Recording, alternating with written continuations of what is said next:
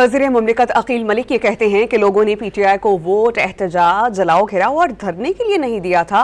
ये अवाम की खिदमत करने की बजाय जलसे कर रहे हैं।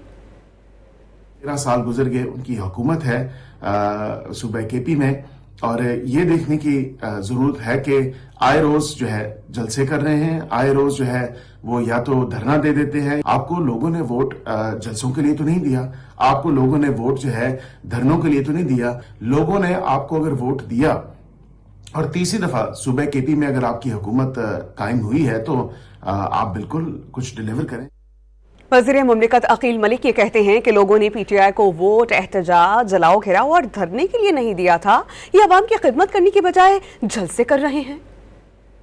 13 साल गुजर गए, उनकी हुकूमत है सूबे केपी में, और ये देखने की जरूरत है कि आए रोज जो है जलसे कर रहे हैं, आए रोज जो है वो या तो धरना दे देते हैं। आपको लोगों ने वोट जलसों के लिए तो नहीं दिया, आपको लोगों ने वोट जो है धरनों के लिए तो नहीं दिया। लोगों ने आपको अगर वोट दिया और तीसरी दफा सूबे केपी में अगर आपकी हुकूमत कायम हुई है तो आप बिल्कुल कुछ डिलीवर करें।